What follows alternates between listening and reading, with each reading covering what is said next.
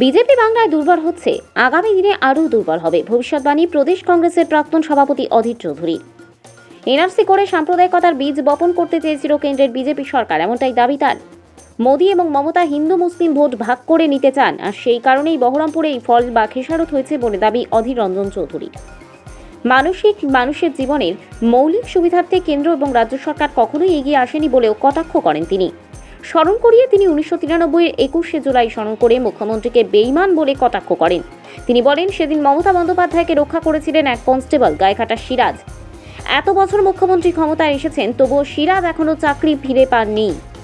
যারা আপনাকে মারতে চেয়েছিল তারা পুরস্কৃত, কিন্তু যিনি রক্ষা করেছিলেন তাকে কেন পুরস্কার দেননি মুখ্যমন্ত্রী? প্রশ্ন অধীরের। এটা ওদের একটা রাজনৈতিক দলের অভ্যন্তরীণ বিষয়। বিজেপি বাংলায় দুর্বল হয়ে গেছে, আগামী দিনে আরও দুর্বল হবে। একটা হাওয়া উঠেছিল, সাম্প্রদায়িক হাওয়া। এনআরসির হাওয়াতে বিজেপি কিছু সিট পেয়েছে, কারণ দিদি আর মোদি দুজনের মধ্যে হিন্দু আর মুসলমানের ভোটটাকে ভাগ করতে চায়। তাই মোদি আগামী দিনে আবার আসবে, দিদি আবার মুসলমানের হয়ে দাঁড়াবে। এই নাটকটা চলবে। বাংলার মানুষের কাছে এই কথাটা বারবার বলার চেষ্টা করেছি আমরা, যে সব ঠিক আছে, কিন্তু মানুষের জীবনের মৌলিক সমস্যা নিয়ে কেউ কোনো কথা বলছে না। এখানে এনআরসি নিয়ে খালি ভূত দেখানো হচ্ছে। বিজেপি শাসিত 18টা 19টা রাজ্য আছে, সেখানে কিন্তু এনআরসি বলে কোনো গল্প নেই। কিন্তু পশ্চিমবঙ্গে ভোট হলে এনআরসি, দিদি তুলবে এনআরসি, মোদি তুলবে এনআরসি, আর সাম্প্রদায়িক বিভাজনের ভোট হবে। এতে বিজেপি আর তৃণমূল এই বিভাজনের রাজনীতি করে তারা এখানে ক্ষমতায় টিকে থাকতে চায়। সেই হাওয়াটা যত কমে যাচ্ছে, তত বিজেপির পায়ের নিচে মাটি হারিয়ে যাচ্ছে। কারণ এই পশ্চিমবঙ্গে বিজেপির কোনো রাজনৈতিক ভিত্তি নেই। আর পশ্চিমবঙ্গে তৃণমূল সেই সময় বামের বিরোধিতা ক্রমে যেন ক্ষমতা এসেছে, কিন্তু তাদেরও কোনো আদর্শগত ভিত্তি নেই। তাদের একটাই লক্ষ্য, ক্ষমতায় যেন তারা প্রকারে টিকে থাকে। তাই এই দুটো দলের আগামী দিনের পশ্চিমবঙ্গের ভবিষ্যৎ বড় বিবর্ণ, বড় দুর্বিষহ হবে বলে আমি মনে করি। 1993 সালের 21শে জুলাই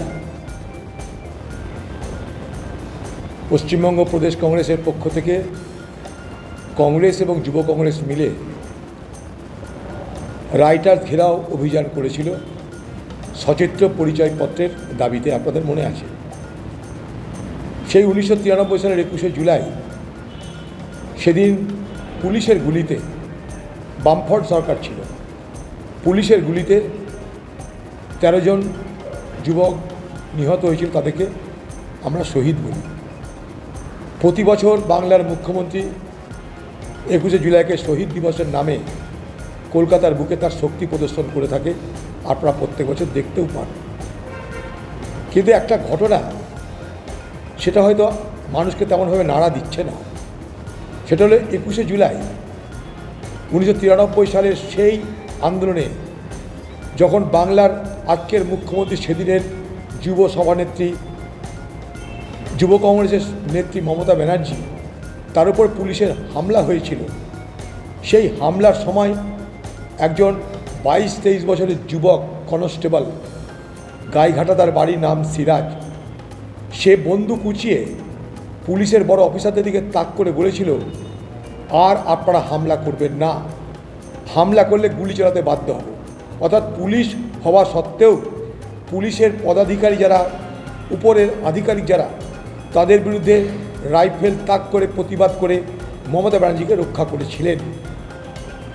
আজকে এত বছর পার হয়ে গেছে, সেদিনের যারা গুলি চালানোর নির্দেশ দিয়েছিল, সেদিন যারা এই আন্দোলনকে রুখে দিয়েছিল পুলিশের পক্ষ থেকে, 13 জনের রক্তের বিনিময়ে কতজন গ্রেপ্তার হয়েছিল যারা ছিল না, আজকে তারা পুরস্কৃত বাংলায়।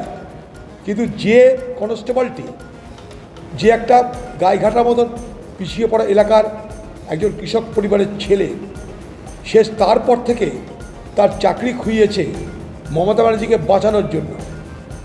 অথচ আজও, এত বছর বাংলার মুখ্যমন্ত্রী ক্ষমতায়, আজও তার চাকরির পুনর্বাসন হলো না। আজও সে বেকার, আজও সে চাকরি থেকে বঞ্চিত, এবং সংসার চালানোর জন্য তাকে মানুষের জমিতে কাজ করতে হয়, পরের মাঠে কাজ করতে হয়। সংসার চালানোর জন্য নিজে অবিবাহিত থেকেছেন।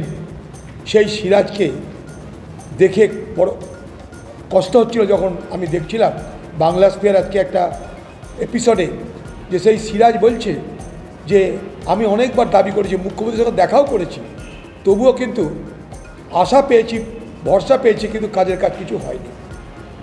তাই আজ বাংলার মুখ্যমন্ত্রীকে বলবো, সেদিন যে মানুষটি আপনাকে রক্ষা করেছিল, আপনি আজকে এত বড় হয়েছেন, কিন্তু যারা সেদিন আপনার ক্ষতি চেয়েছিল, যারা সেদিন আপনাকে হত্যা করতে চেয়েছিল, কংগ্রেসের কর্মীদেরকে হত্যা করেছিল, যারা সেদিন এই আন্দোলনকে নস্যাৎ করবার জন্য চেষ্টা ত্রুটি রাখেনি, তারা বাংলায় পুরস্কৃত, আর যে আপনাকে বাঁচালো সে আজও তিরস্কৃত কেন থাকবে, এই প্রশ্ন আপনার কাছে রাখলাম। এবং সেই গাইঘাটার কনস্টেবল সিরাজের জন্যে দরবার করে বলতে চাইছি, তার চাকরির পুনর্বাসন করুন।